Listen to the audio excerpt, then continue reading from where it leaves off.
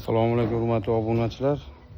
Xudo xolsa navbatdagi obyektimizni topshirish arafasida turibmiz. Bir ishda obzorlarni ko'rsatib o'tamiz hozir. Videosini oldin qo'ygan edik ozroq. Endi aynalarni ham soldik. Inshaalloh çok chiqardi. Yerga xudo xolsa Akfa Neo'dan ishga berganmiz. Ko'rishingiz mumkin. Zamolari ham original. Avvalgiga xudo xolsa birlik kalyonli ayna solib berganmiz. O'ta chiroyli, go'zal chiqardi.